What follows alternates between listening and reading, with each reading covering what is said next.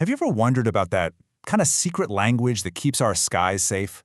Well, in this explainer, we're going to decode some of the most fundamental abbreviations in aviation. Just imagine hearing this crackle over the radio. I mean, to most of us, it sounds like complete code, right? But for a pilot or an air traffic controller, that's a super precise, urgent message where every single syllable counts. So, did you know what it meant? If you hesitated for even a second, don't worry, you are in exactly the right place.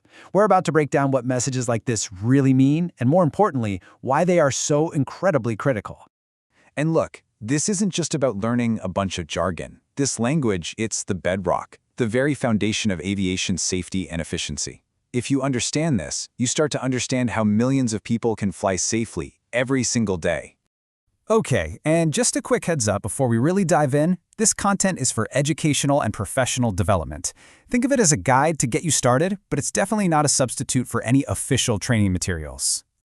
All right, so why all the abbreviations? I mean, it's easy to think of them as just shortcuts, right? But they are so much more than that. They're actually part of a whole system of communication. You have to remember, in an environment where literally seconds can make all the difference, there is absolutely zero room for confusion.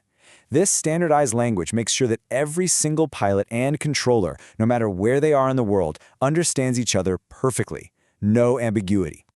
So, let's start where every flight begins, right on the ground. We'll kick things off with the terms that define the airport environment, or what's officially called the aerodrome.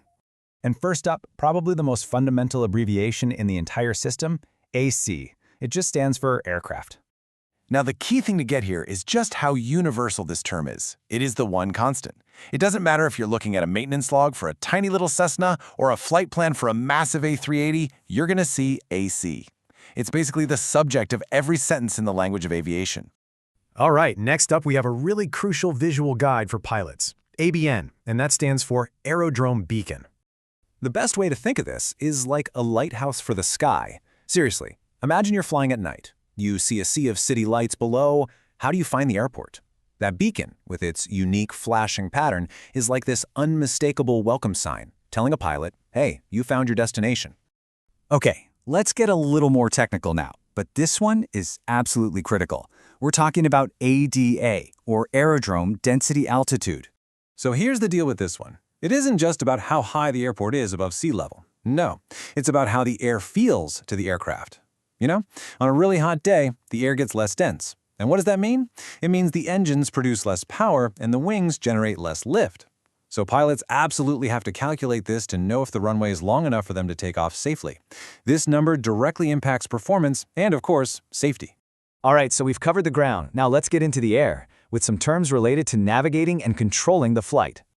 Remember that message from the beginning? Well, here's the first piece of that puzzle, ALL, which means above aerodrome level. And this is such a vital distinction.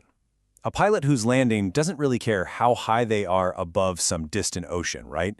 What they care about is how high they are above that strip of pavement they're about to touch down on. So when you hear that automated voice in the cockpit call out 500, it's calling out 500 feet AOO. It's that final critical countdown to touchdown.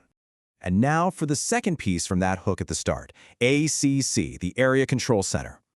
So, once the plane leaves that busy airspace right around an airport, it gets handed over to the ACC. These are the controllers who are managing the, let's call them, high-altitude highways in the sky.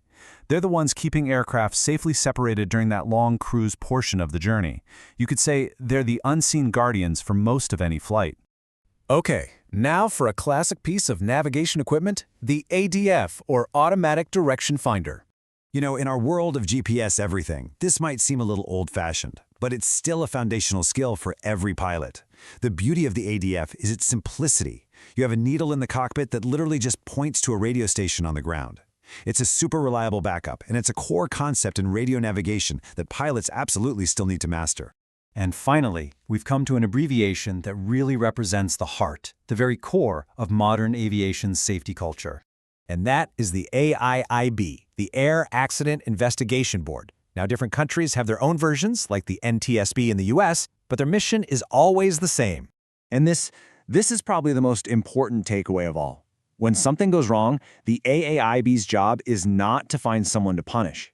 Their only purpose is to find the cause, whether it's mechanical, human, or procedural, so that the entire global aviation system can learn from it and make sure it never, ever happens again. This entire philosophy is the reason flying is as safe as it is today. So, let's put all those pieces together, shall we?